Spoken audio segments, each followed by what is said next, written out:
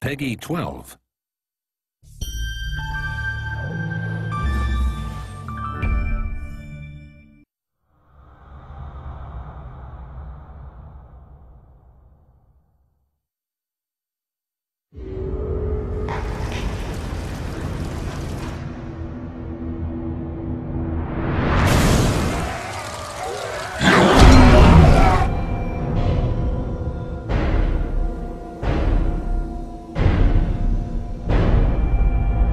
Welcome back to the world of Ashan, the setting of all our magic games. Let us take you back in time, 400 years before Heroes 5, at the time of the second Blood Moon eclipse.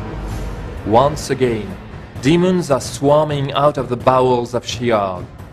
To repel the invasion, the various nations of Ashan will have to set aside their petty quarrels and unite their forces. The Knights of the Holy Empire and the Necromancers of the Seven Cities will get help from the most unexpected of allies. The Orcs. Way back during the first eclipse, the peoples of Ashen were in really bad shape. Demons were pouring out of Sheehog and they were being overrun. What they eventually did was they called upon the wizards of the Seven Cities to come up with a solution. And they got this kind of unkosher idea and started injecting demon blood into criminals. These criminals ended up turning into what we now call the Orcs. And the Orcs were demon bashers. And these Orc armies then pushed the demons back into Sheehog, and there was a relative time of peace. Now the wizards were extremely proud of what they'd accomplished. The Orcs had won the war. And so they decided to keep the Orcs as slaves. Now Orcs will be Orcs. They didn't really like the situation, so they eventually rebelled and they fought and they won their own freedom. And by the time you get up to Heroes 6, there's still a lot of animosity in people that preferred them in chains.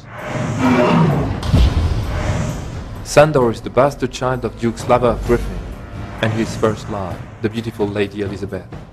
A political burden since birth, he soon became a troublemaker and found an outlet for his frustration and anger alongside his father's master of arms, the Orc, Thrall.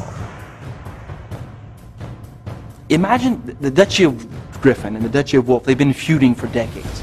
Sandor's that son that just finally can't put up with it anymore. He stands up to Duke Gerhard, the Duke of Wolf, and gets himself in trouble. It leads to exile. Krau takes Sandor into the Red Skull Islands. This is where Krau was born. It's Orc country, right?